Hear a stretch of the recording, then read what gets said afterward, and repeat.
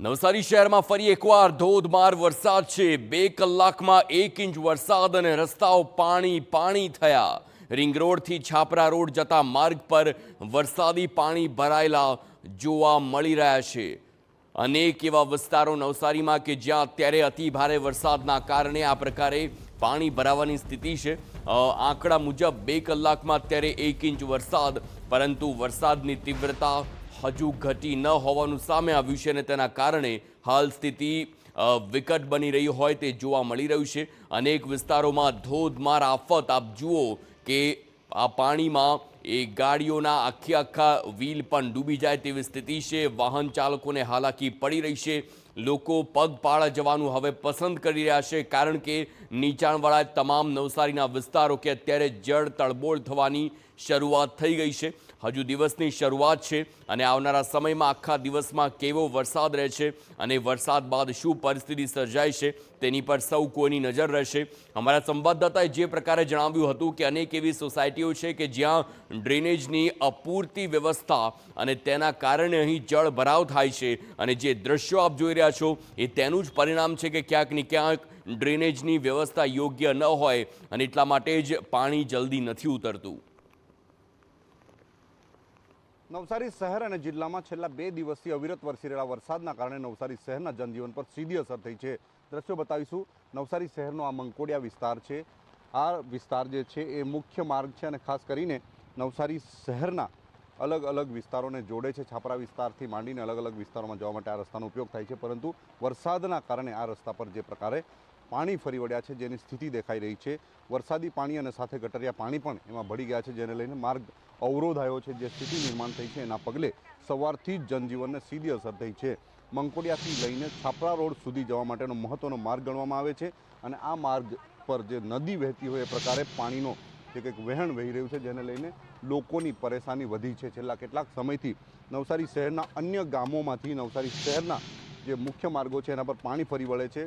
ડ્રેનેજની અવ્યવસ્થાના કારણે આ પ્રકારની જે સ્થિતિ ઊભી થાય છે, જેને લઈને નવસારી શહેરના અલગ અલગ વિસ્તારોમાં પાણી ભરાવાના બનાવો બની રહ્યા છે અને ખાસ કરીને પ્રી મોન્સૂન કામગીરી અને સાથે નવસારી શહેરને ડેવલપ કરવા માટેની જે યોજના બનાવી છે એમાં જે નાના ઝાપટાઓ આવે છે અથવા વરસાદ આવે છે એને લઈને નવસારી શહેરમાં પાણી ભરાવાનો બનાવ બને છે, એ નવસારી મહાનગરપાલિકાની નિષ્ફળતા તરફ અંગુલી નિર્દેશ કરે છે।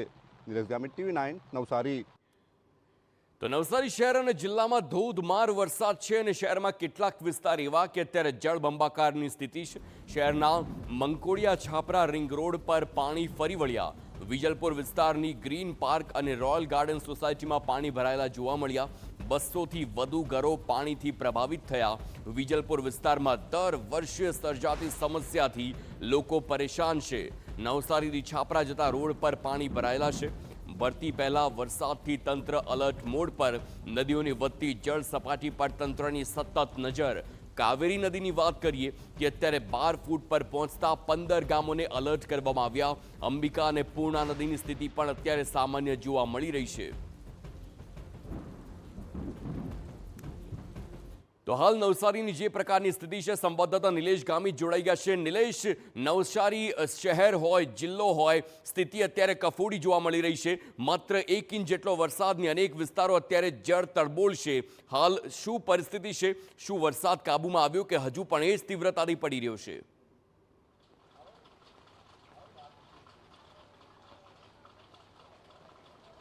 જી હાર્દિક, ગત દિવસથી વરસાદ વરસી રહ્યો છે, જેમાં ખાસ છેલ્લા 2 દિવસથી વરસી રહેલા વરસાદના કારણે જિલ્લામાં જળબંબાકારની સ્થિતિ છે અને ખાસ કરીને જે રીતે વરસાદની રાહ જોવાતી હતી એ વરસાદ હવે આવી ચૂક્યો છે। નવસારી શહેરના અલગ અલગ વિસ્તારોમાં પાણી ભરાવાના બનાવો બન્યા છે। હું તમને દ્રશ્યો બતાવવાનો આજે કંઈક પ્રયાસો કરીશું। આ જે દ્રશ્યો છે નવસારી શહેરના વિજલપોર વિસ્તારના દ્રશ્યો છે। આ જે દ્રશ્યો છે એ ખુલ્લા પ્લોટોમાં પાણી ભરાવાના કારણે જે પ્રકારે સ્થિતિ નિર્માણ થઈ છે એને લઈને લોકોનું જનજીવન પર સીધી અસર થઈ છે।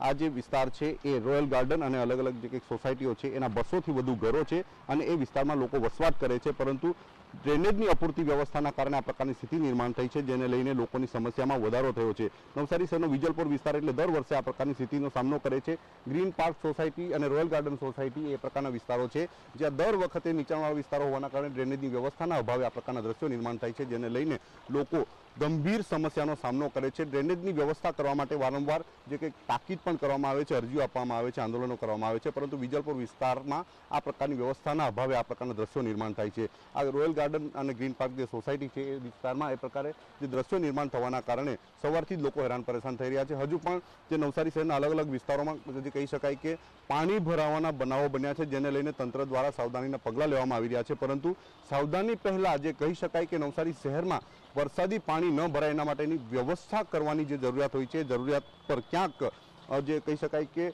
દુર્લક્ષ્ય સેવામાં આવી રહ્યું હોય એ પ્રકારની સ્થિતિ નિર્માણ થવાના કારણે લોકોની સમસ્યામાં વધારો થયો છે. લોકો માંગ પણ કરી રહ્યા છે કે આ વિસ્તારમાં જે પાણી ભરાવાના બનાવો બને છે, જે સમસ્યા નિર્માણ થાય છે, એના માટે જવાબદાર કોણ એને લઈને લોકોમાં પણ આક્રોશની લાગણી જન્મી છે. છેલ્લા કેટલાક સમયથી વારંવાર રજૂઆતો પણ કરવામાં આવી છે હાર્દિક, પરંતુ આ પ્રકારે ધ્યાન ન આપવાના કારણે, દુર્લક્ષ્ય સેવવાના કારણે આ પ્રકારની સ્થિતિ નિર્માણ થાય છે અને દર ચોમાસે આ પ્રકારની સ્થિતિ નિર્માણ થાય છે. હાર્દિક.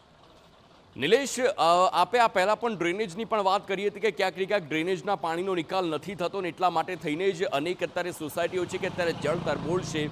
શું આ સમસ્યા આજકાલની છે? કારણ કે વરસાદનું પાણી જે પ્રકારે ભરાયેલું છે તે ગંભીર સ્થિતિ છે. શું વર્ષોથી આ પ્રકારની રજૂઆતો કરવામાં આવે છે? ક્યારથી આ સમસ્યા સર્જાયેલી છે અને તેનું નિકાલ શા માટે નથી આવતું એ પણ એક સવાલ થઈ રહ્યો છે.